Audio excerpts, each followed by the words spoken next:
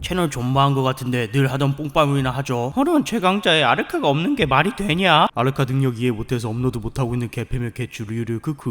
최근 들어 근본 허런 유튜버로서의 위상이 헤이러들에 의해 심히 흔들리고 있다는 것을 실감하면서 이대로 가만히 있으면 안 되겠다는 생각이 문득 들었습니다. 그리하여 준비해봤습니다. 전설의 암살 집단 조르딕 가문 비공식 최강자 조르딕 가문에서 제명당한 어딘가에서 온 어둠 아르카 조르딕의 능력과 정체풍을 읊어보겠나이다. 만화의 명사 서당계 PR꾼 한량종수입니다.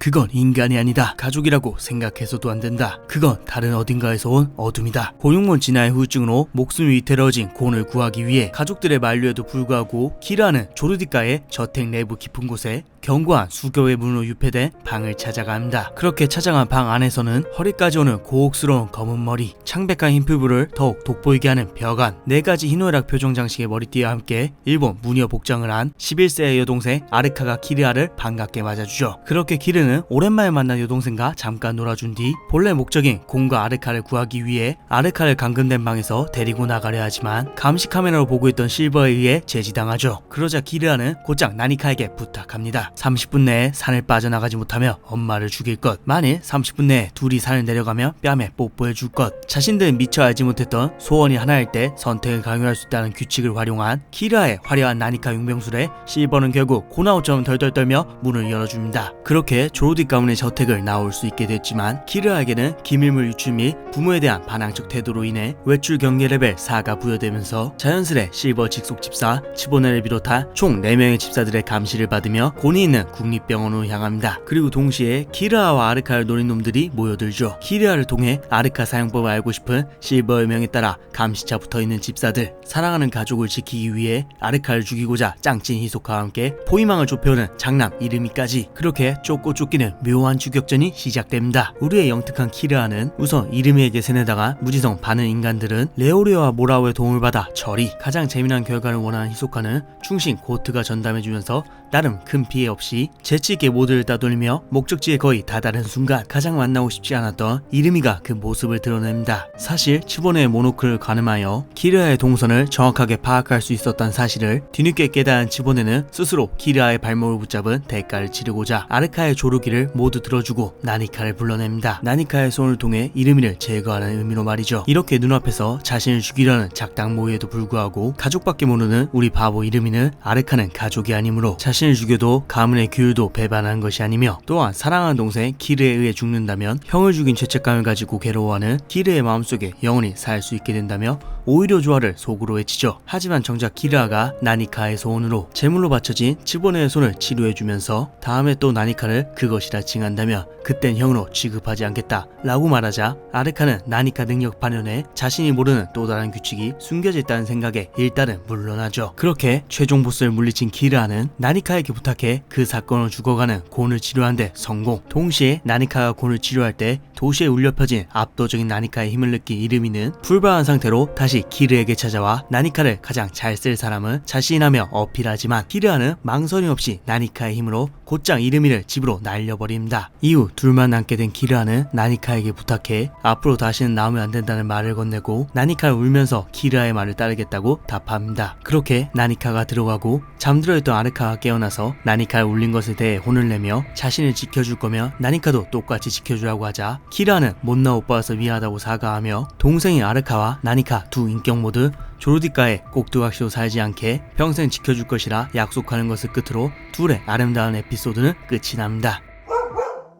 말도 안 되게 짧은 서사임에도 불구하고 왜 여전히 헌원 팬들은 아르카 앤 나니카 떡밥으로 불타오르는지 두 인격의 능력도 한번 정리해보죠. 조르딕 5형제 중 넷째인 아르카는 조르딕 가문의 사람이지만 육체는 일반인과 다를 바 없다는 키르아의 말로 유추해봤을 때 다른 형제들과는 달리 어렸을 때에도 따로 암살자가 되기 위한 조기 훈련을 받지 않은 것으로 보입니다. 결국 통파급이란 거네요. 처음에는 그게 정론이었습니다. 하지만 차후 도가시 전시회를 통해 아르카가 극의 수련도 최종 단계에 이른 특직의 낸 능력자라는 설정이 밝혀지게 되면서 현재는 헌원 세계관에서 가장 뛰어난 재능을 가진 선천적 낸 능력자로 평가받고 있습니다. 왜냐하면 소원을 들어주는 것은 분명 나니카의 능력이지만 그걸 구현할 수 있게 평범한 어린아이인 자신의 몸에 그 존재를 받아들여서 나니카를 온전히 제어하는 건 아르카 고유의 능력이니까요. 다음으로 아직까지도 그 한계를 가늠할 수 없는 나니카의 능력도 한번 알아보죠. 복잡해 보이지만 나니카의 능력 발동 프로세스는 의외로 지극히 심플합니다. 첫 번째, 아르카가 응석을 부린다. 두 번째, 아르카의 응석을 순서대로 3회 들어주면 아르카의 눈이 검게 변하며 나니카가 나와 소원을 한 가지 들어준다. 셋째, 소원을 요구하는 사람은 응석을 받아준 사람이 아니어도 가능하며 나니카는 어떤 소원이든 이루어준다.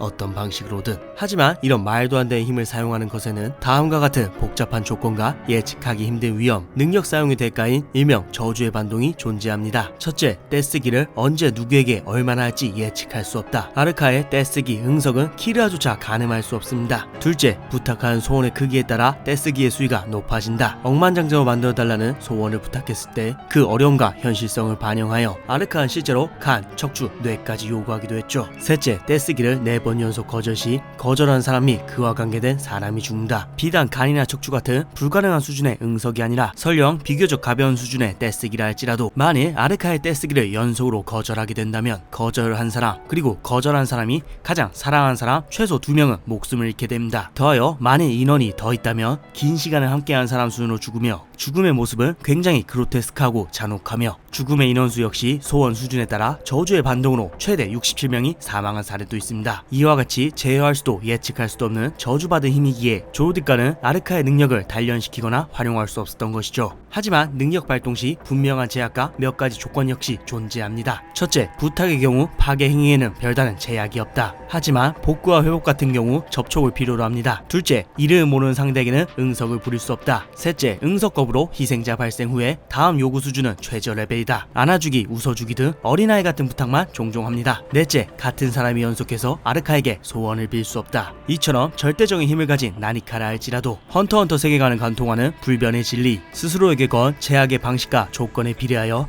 더욱 강한 힘을 얻을 수 있는 제약과 서약을 완전히는 벗어나지 못하는 것처럼 보였으나 오직 키르아만은 이 절대적인 제약과 서약의 법칙에서 벗어나 그 어떠한 대가도 치르지 않고 언제든 나니카의 능력을 자유롭게 사용 가능하다는 것이 밝혀지면서 나니카야말로 종족의 정점 메르엠을 뛰어넘는 세계관 최강자가 아니냐 하는 설까지 대두되게 됩니다. 하지만 토가시가 명시하지 않았을 뿐 능력 사용의 한계가 분명히 따로 있을 것이라는 게 정론이죠. 그 이유를 정리해보자면 첫째, 토가시 성격상 이 정도급 능력의 제약을 따로 만들지 않았을 리 없다. 연재할수록 그래픽 노블의 색채가 짙어지고 특히나 설정과 트릭에 지대한 공을 들이는 토가시니만큼 그저 직접적인 언급이 없을 뿐 특수한 제약과 조건이 따로 존재할 것이라고 추측해봅니다. 둘째, 키르아는 절체절명의 순간에도 명령을 남발하지 않았다. 만약 어떤 저주의 반동도 없었더라면 진작에 명령 딸까 한 번에 모든 문제가 해결되는데 키르아가 그러지 않았던 것을 보면 반동이 없다는 것의 반증일 수도 있습니다. 셋째, 억만장자 사건 때 돈을 만들어낸 것은 아니라는 점. 소원을 듣고 현금 수송기를 떨어뜨려서 돈을 준 것을 보면 나니카 역시 능력의 한계, 즉 들어줄 수 없는 특수한 경우나 소원이 따로 존재할 수도 있습니다. 요약하자면 나니카 능력의 한계와 비밀은 아직까지도 다 밝혀진 것이 아니니 나중에라도 점프가 아닌 토가이 센세가 직접 쓴 설정부에서라도 나니카 능력을 따로 풀어줬으면 하는 바람입니다.